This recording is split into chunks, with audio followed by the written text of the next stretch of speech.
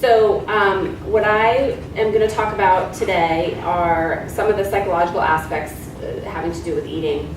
Obviously, that's a big topic, but I've tried to kind of get practical with it in terms of talking about what I think are the most important kind of take-home things for you guys, but also obviously for patients. I know you did some kind of a mindfulness exercise with Dr. Now earlier, I think. Does anybody in here practice mindfulness on a regular basis? Anybody? Or meditation? It's not often a part of our regular daily life in our culture, but it's getting more and more appreciated, I think. There are lots of psychological therapies for specific presenting problems like depression, for example. There's a big movement to treat that with a specifically mindfulness-based approach, and also with chronic pain and other conditions. And so there's also a lot published around mindfulness and eating.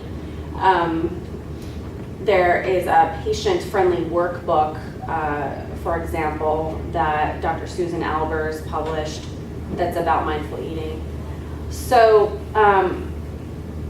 what I am going to talk about today are, and what Rosie asked me to talk about, are some of the contextual or environmental aspects that have to do with eating, and then the psychological aspects of it, and how everything interacts with everything else. So when we think about how most people in our culture eat, it's pretty mindless, right? It's usually very hurried.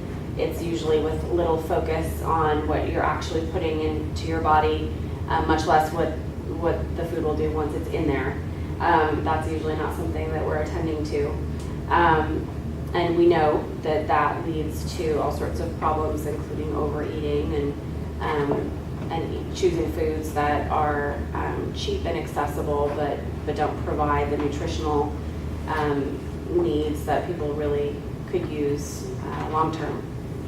So the point of paying attention to the psychological reasons why we eat is just to get doctors and patients to be thinking about just the fact that those factors are there, that they exist. Awareness is obviously step one in terms of changing behavior, right? So getting people to think about, well, why do I eat, is really step one.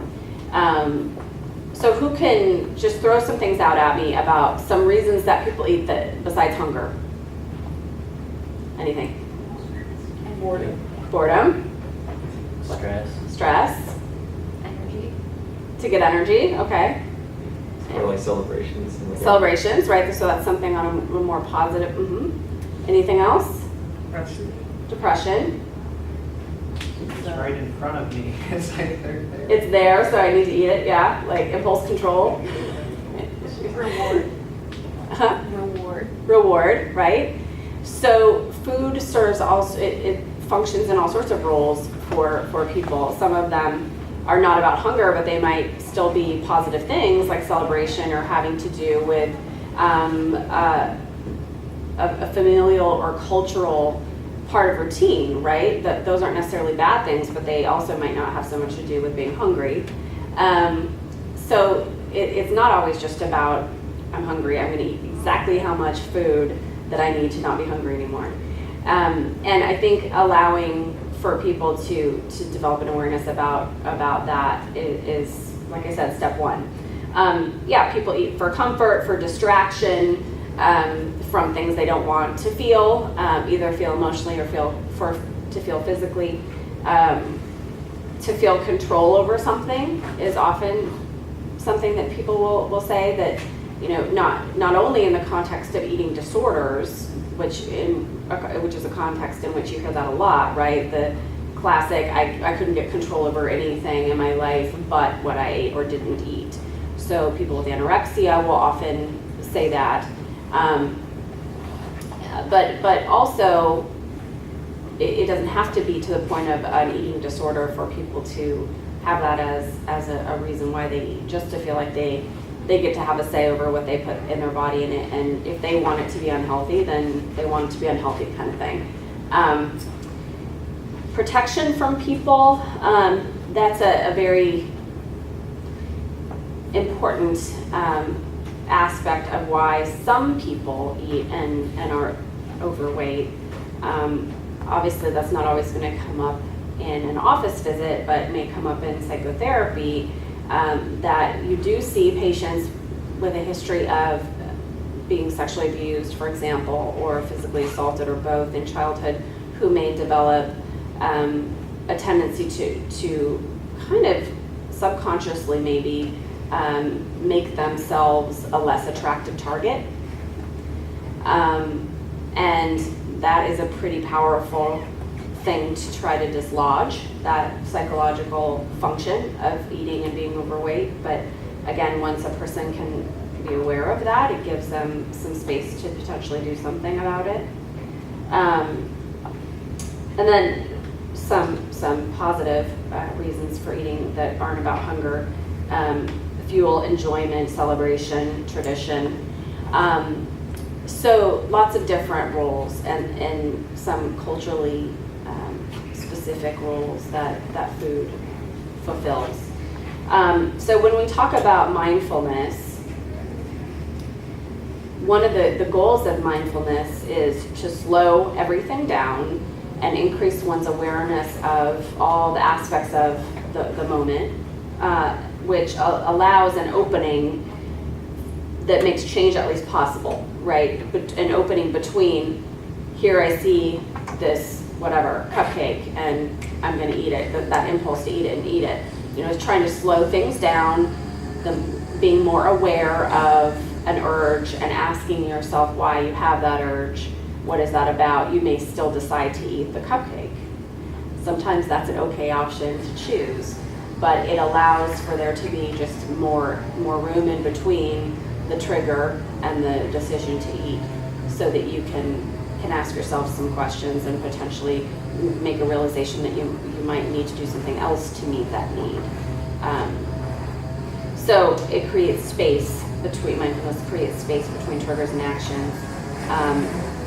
So when we talk about how does one practice mindfulness, there's a lot to be said for the practice makes perfect idea. It does take some practice, especially in this day and age and in the context of being busy students and doctors. The idea of sitting down and being very zen and eating every meal may seem pretty unrealistic. A lot of people eat in the car going to their next clinical experience or their next class, and I've certainly been there myself. So it's not even necessarily something that you want to set a rigid idea about, like you must do this with every meal. I think it's about creating some curiosity about it for ourselves and for our patients, just so that they might give it a try. You don't have to do this every time, all the time, but see what it's like to give it a try if you practice these mindfulness ideas. A lot of it is about slowing down when it's time to eat. Slowing down, making your environment less overstimulated. Turning off the TV and sitting down at a table. And if you have people to eat with, putting down phones so that you may be actually talking to the people that you have to eat with. Things like, if you have kids, like I have 2 little kids, and we'll practice things like having them, asking them to describe what their food feels like in their mouth, or what their food tastes like, or what it reminds them of, if anything. All those things are part of being mindful. It's part of paying attention to the different aspects of what you're eating. And just by virtue of the fact that you're doing that, you are slowing down your eating process, which obviously allows for one to feel full once they're full, which is something I know the other docs have talked about today, is the physiology that is underneath what it means to be hungry and what it means to be full. So a lot of people don't have any idea about those feelings or really how to interpret that. You know, I've seen bariatric patients who are wanting to have bariatric surgery, and really may not have any idea what it really means to be hungry. What does that mean? What does that feel like? How do I identify when I'm hungry? So when you're talking to them about the changes that they need to make post-operatively, it's pretty scary for people if they're not really sure that they've ever felt that feeling in the first place. And many people are fearful of being hungry. They're afraid of it and whether they'll be able to tolerate it. So psychologically, it's actually a fairly complicated thing. But getting back to mindfulness, connecting with your food, which sounds really cheesy, but paying attention to what you're eating and paying attention to where it comes from. You know, there's a lot of movements going on at farm to table restaurants, and you know, getting local with what you're eating, and I think that's a good thing for a number of reasons. I think being aware of what you're eating and where it comes from can only hopefully increase one's kind of respect for what you're eating. And it also makes you think about that when you're eating a not so healthy thing, like where does this Hostess cupcake come from? And is that kind of gross to think about? You know, would you rather eat something, maybe it's still sweet, but maybe it's a homemade thing? Just paying attention more, I think, is a good thing. It also has to do with getting out and doing things like planting gardens and going to farmers markets. It's just about paying attention to where the things you put in your body come from and what purpose, what role they serve, both for you physiologically speaking, but also emotionally speaking. You know, feeling good and feeling less mood swings after we eat is just as important to pay attention to as the opposite. So when I talk to patients for all sorts of presenting problems, eating comes up. Whether they're eating too much or too little, it always comes up. And these kinds of things can give them ideas about how they can alter behaviors that may seem unalterable. A lot of times the idea of dieting is so overwhelming to people that they just kind of feel hopeless or helpless about it. But if you frame it in the context of this kind of stuff, they might get curious enough about it to be a little open-minded to it and make some change. So what do you guys think about this? Are there questions that you have or observations or stories about patients or yourselves to share? I have questions. I'm one of the pediatricians from over at Harper's Ferry. Uh-huh.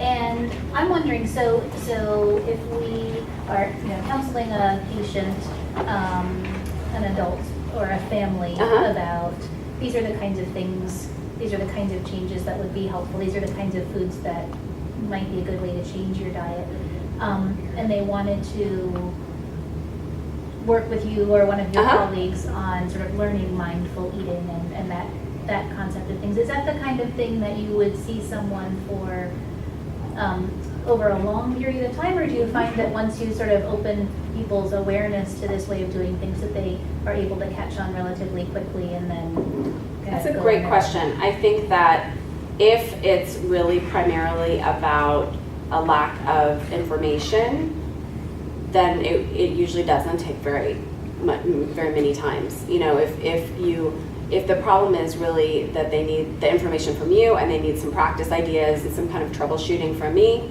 then yeah, they may need to come in once or twice. If it comes to light that really it's about a whole lot more than that, then they may come longer.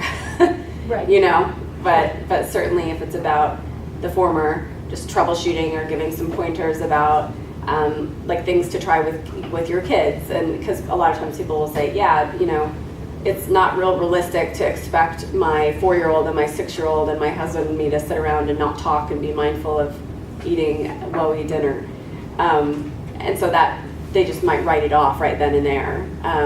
So giving them pointers about how to work mindfulness in a way that's doable, would definitely be something we could help them with. Yeah, because there are ways to do that. Yeah. I was amazed, I saw a patient this week, and I'd seen her 6 weeks ago, told her that it might be time to go on insulin because her A1Cs were going up and she needed to get control. And she came back this week and she had lost 12 pounds in 6 weeks. And I said, well, what did you do different? And she said, well, my daughter talked me into going to Overeaters Anonymous. Now, I've heard of OA, Uh-huh. and I think, all I know about it is it's similar to AA, but Yeah. it's amazing that 6 weeks she lost 2, I said, my gosh, she lost 2 pounds a week. Yeah. She said, yeah, she was very proud of herself. Yeah. But I don't understand exactly, do you know much about OA? I don't. I suspect that, again, there's that population of people that truly, if you give them a way of understanding why they're doing what they're doing. So for her, that way of understanding it was, oh, well, I'm an overeater, and this is the why, and there is a way to address it.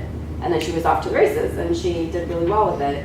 And if people can have that kind of light switch moment of, oh my gosh, I've been eating because I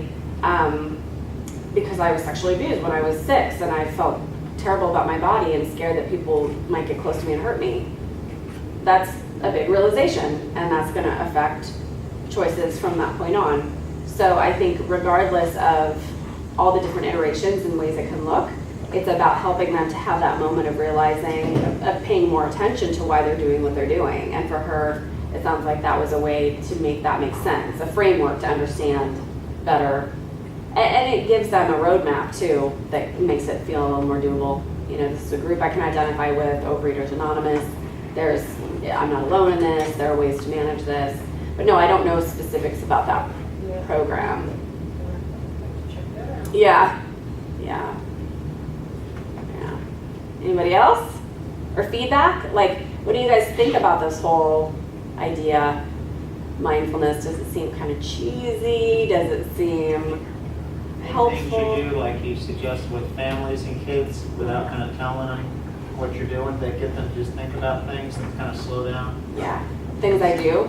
Yeah, and you seem more kind of in that mode from like you're gonna sit down as a family. I mean, I think rule 1 is sit down as a family. Right. Eat outside your car window. Right. But, and Yeah, I was gonna say things like, you know, don't have other things on in the background. Like, I have a 2-year-old and a 4-year-old, and if the TV's on in the background, there is no way they're paying attention to anything but the TV, even if they're craning their necks to see it, you know? So, turning off electronics, physically sitting down, and paying attention to how much is on your plate to begin with.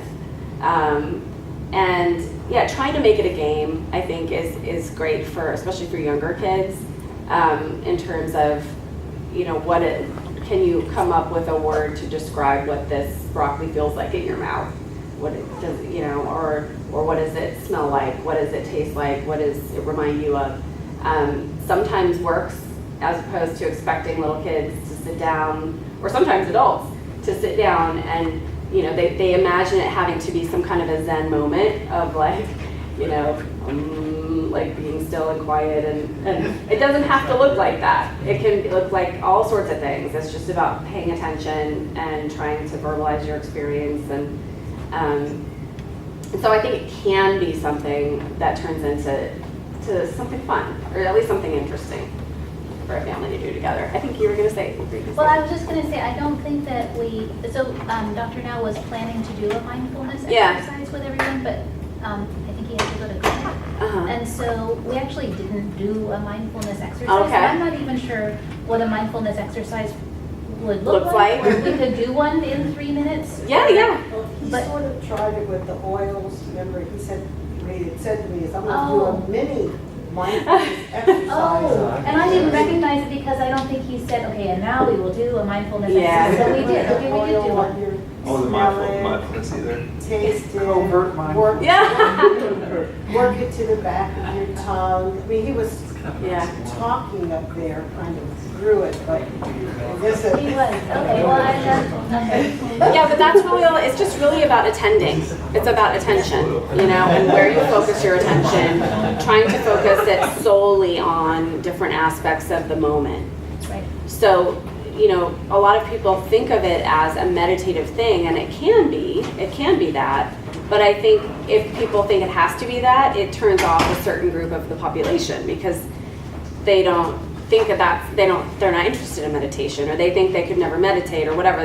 It turns off that whole group, and they may just decide that they're not open to that. So to me, I think it's about attending. It's about how we pay attention. It's about being conscious about and purposeful about focusing our attention, and about what the food, what the texture feels like, what does it, like I said, what does it remind you of, what does it smell like? Look at it before you put it in your mouth. Don't just get it on your plate and just shovel it in. And it's that kind of a thing. And so sometimes you'll see mindfulness exercises done in a more meditative way, where you'll have, peaceful music in the background and eyes closed. And a lot of times, like for dissociative patients or patients who are having trouble with mood regulation, we will do that kind of a thing where it's about settling into your body. It's about turning your attention into, what do you feel like? Do you feel like you're in your body? Pay attention to your, like for a dissociative patient who may be mentally just not there, or literally dissociating, feel yourself in your body. Feel your hands on the chair. Do you feel your hand touching the chair? Do you feel your feet touching the ground? Do you hear my voice? Do you know where you are? It's about deep breathing and settling into where you are right now. So that is a mindfulness exercise. It's about turning in that case, they need to turn their attention towards the fact that they're here, not in that dangerous place that their mind was trying to go to. Whereas mindfulness in eating is turning your attention towards the process of eating. What does it feel like going down your throat? Do you notice when you are full? What do you feel like when you're full? Like, a lot of people don't notice they're full until they're literally so full they feel like they're gonna pop, right? Like, and then all of a sudden it's, oh my God, I ate too much. And so getting them to say, well, there's gotta be something in between, I'm starving and I'm so full I'm gonna pop. And that takes practice to notice, and slowing down to notice that there are gradations in between. So there's actually, when I was looking up stuff for this, there's actually a mindfulness while eating website. Oh yes, there are a lot of them actually. I wrote a couple down that are really good. And I signed up, and of course now I get a daily I bet. mindfulness tip. I bet. And one of them I thought was very interesting, because it's not something I do. I think as doctors and medical students, and I know Dr. Rick and I were talking about this, I tend to eat at my desk. Yeah, I multitasking. look at my email and answer those callbacks, and I always carry my lunch. Like, other girls in the office actually go out to lunch. Yeah. But I'm always like, no, I gotta work. Yeah. And I gotta eat my lunch. And one of the tips was chew your mouth of food 20 times. Right. So I started trying to do that. And it feels like forever. I know. It doesn't. I know. But it's very interesting, because as you chew and you start realizing, wow, I didn't realize this tastes this way. Exactly. Because you are really thinking about it, and I think that's slowing down. Exactly. Yeah, Yep, it serves several purposes, right? So it slows it down, slows the eating process down, so that you have more an opportunity to feel when you're full. And you've got to think about something when you're chewing each meal 20 times. So hopefully, or each bite 20 times. So hopefully you start to think about, oh, this does taste good. And I remember when I made this, or when my mom used to make this, or whatever. It opens that up for that opportunity to pay attention to more things. Yeah. One thing we were talking earlier, Alex was telling me, we were talking about, they were talking about the yogurt, and you said, oh yeah, yogurt and oil and what was the third thing? Eggs? Eggs, yeah, that's our usually breakfast. So we have olive oil, we have yogurt and eggs. And eggs can be mixed sometimes with beef, depending if you eat it or Uh-huh. not. That's the typical Mediterranean diet.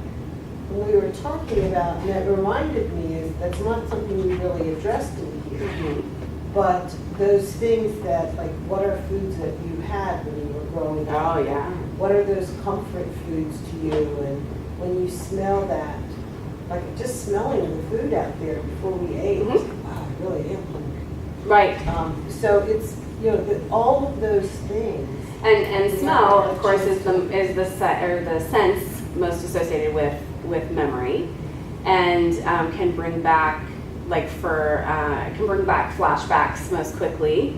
It is most associated with one trial learning, so smell and taste. So and evolutionarily speaking, right? If you think back to why that would be true, an animal needed to only try something poisonous one time, right? And if you get sick, you don't need to. You're going to remember that. You're not going to make that mistake again. And it's just evolutionarily continued to be true. So smelling or tasting something is it's also, you know, the sense that goes not through the rest of the brain, right? Goes straight to where its own little center, and it's a special thing. So, you know, on holidays, when you smell the smell of a family meal, it does pack a punch, and that's okay. I mean, I think too, that reminds me of not being overly rigid when you're talking to patients or to yourselves about dieting. You know, I think that people run the risk of like being super restrictive and then binging on their off day, right? Or like binging on a holiday and then thinking they've got to make up for it and be super restrictive again. And there are ways to be more balanced than that, and you don't have to not have the things that are important family meals for you. You just can't have a ton of it. I know you work a lot with neuropsychiatric. Uh-huh. So one thing we see a lot are the older patients Yes, lose that their have senses. no appetite. I don't know if they're forgetting to eat or if they, like, I don't understand actually what happens when you get older and that why you don't want to eat. Mhm. You always feel like you're forcing them to eat. Right. Well, so many of them What's going on with that? lose smell, right? They lose their sense of smell. In lots of dementias, they lose their sense of smell. And if you think about how intertwined smell and taste are, that's often a big reason. People just see no point, and they don't get hungry as often. They don't get the enjoyment out of food, because smell and taste are, in some cases, almost absent for them. I think that's a big part of it. And then also, certainly, patients who lose track of time, I think you literally kind of have to cue them to eat. But it is a common problem that anorexia as people get older. Y'all know what wolf it down means? Because you sometimes just kind of have some fun with people too. What's wolf it down? What's a wolf do? Wolf doesn't chew. Oh. So sometimes, you know, like if you're just trying to kind of tease something out of someone, you know, Yeah. you wolf your food down and give you kind of the cross-head. I mean, do you actually chew your food? Yeah. Yes, I mean, just that 20, whether you do 10 or 20, but I think we're all kind of like, no, there's times where we are all just wolfing our foods Yes, down. it's And, you know, you're just in between patients and you're literally wolfing it down. Mm-hmm. I think everyone's heard that term, and I Yeah. think if someone actually understands what that means, at least they catch themselves when they're doing it, because Yeah. they know they're doing it. Oh, I'm wolfing my food down. Mm-hmm. Just like, no, Mm-hmm. you can chew it once. See, that kind of reminds me of the diet. I have a type 1 diabetic, and the moment she would start to feel a little bit shaky, You wolf. she would just, yeah. Yeah. And we had such a hard time controlling her sugar because when Yeah. it got below 200, right. She Like, thought she needed must eat now, She needed a counselor Yep. to help her understand that at 200, she wasn't going to Die. Right, She right. had this. She thought she was keeping exaggerated herself safe and she couldn't response. tolerate See stuff the- like oh, that? yeah. Is that somebody you would enjoy Mhm. working with? Yeah. Yeah. This is a girl for you. I know, I just left Harper's Ferry and they were like, oh, we've got lots to send your way.